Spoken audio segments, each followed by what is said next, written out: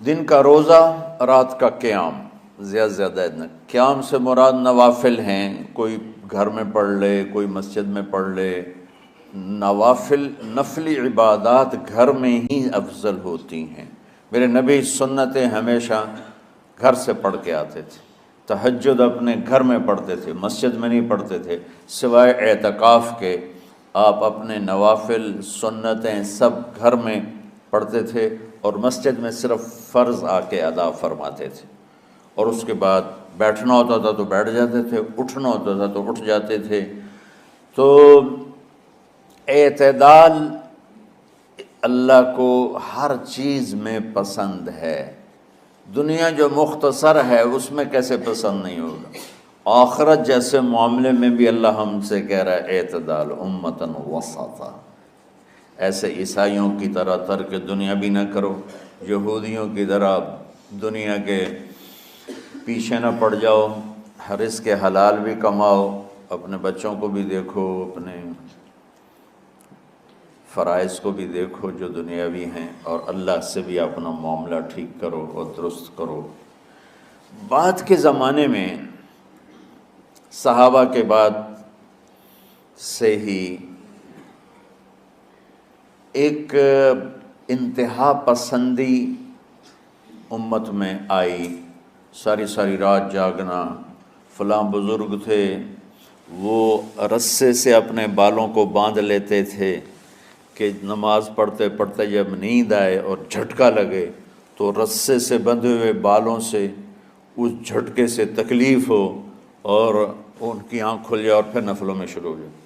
ایک فلاں بزرگ تھے، وہ اپنے آنکھوں میں نمک کا سرما لگاتے تھے تاکہ آنکھیں جل جائیں، اس میں وہ جلن پیدا ہو جائے اور نیند اڑ جائے۔ یہ ایسے واقعات بھرے پڑے ہیں۔ فلاں بزرگ تھے، انہوں نے 30 سال عشاء کے وضو سے فجر کی نماز ادا کی۔ یہ اپنی جگہ پہ بزرگی ہے، لیکن یہ بھائیو یہ دین ہم پیش نہیں کر سکتے۔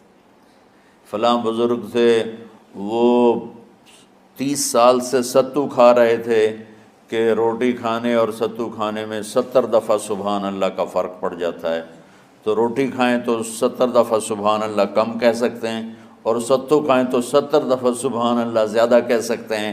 تو لہٰذا انہوں نے کہا مجھے تو 30 سال ہو گئے، میں تو ستو کھا رہا ہوں، میں تو روٹی نہیں کھا رہا۔ یہ دین نہیں ہے، یعنی یہ وہ دین نہیں جو ہم انسانیت کو پیش کر سکتے۔ یہ تو لوگوں کو دوڑانے والی بات، یہ راہبانیت کی شکل ہے۔ یہ وہ دین نہیں جو ہم لوگوں کو پیش کریں گے تو وہ کہیں گے واہ واہ واہ واہ کیا دین ہے بھائی، قبول کرو۔ یہ ایک قسم کا غلو آیا۔ میں ایک حدیث سناتا ہوں، بخاری شریف میں بھی ہے، مجھے اب ہر شے بھول گئی، لیکن وہ ہے نہی الغلو، اس طرح کر کے آپ لوگ زیادہ جانتے ہوں گے جو پڑھ رہے ہیں، کہ غلو سے نہیں۔ حدیث آپ کو سب کو یاد ہوگی کہ 3 صحابہ آئے اللہ کے نبی کے گھر اور پوچھا کہ اللہ کے نبی رات کیسے گزارتے ہیں؟ تو گھر والوں نے کہا سوتے بھی ہیں، جاگتے بھی ہیں، کھاتے بھی ہیں۔ تو وہ تینوں آپس میں کہنے لگے وہ تو نبی ہیں، سوئیں بھی تو کوئی بات نہیں، اور شادی ہے کوئی بات نہیں، ہم تو نبی نہیں، ہمیں تو کچھ کرنا چاہیے۔ ایک نے کہا کہ میں ساری زندگی روزہ نہیں چھوڑوں گا، ایک نے کہا کہ میں ساری زندگی سوؤں گا نہیں، ایک نے کہا میں ساری زندگی شادی نہیں کروں گا۔ تو دیکھنے میں تو واہ واہ کیا بڑی بزرگی ہے بھائی، بڑے بزرگ ہیں۔ ہمارے نبی کو پتہ چلا، آپ نے تینوں کو بلا لیا، کہ تم مجھ سے زیادہ اللہ سے ڈرنے والے ہو، میں تم سے انا اتقاکم یا اخشاکم، الفاظ آپ لوگ کو زیادہ یاد ہوں گے لیکن مفہوم میں صحیح پیش کر رہا ہوں۔ آپ نے کہا میں تم سے زیادہ اللہ کو جانتا ہوں، تم سے زیادہ اللہ سے ڈرتا ہوں، میں سوتا بھی ہوں، میں کھاتا بھی ہوں، میں روزے بھی رکھتا ہوں، میں چھوڑ بھی دیتا ہوں، میری بیویاں بھی ہیں، میں اپنی بیویوں کے پاس بھی جاتا ہوں۔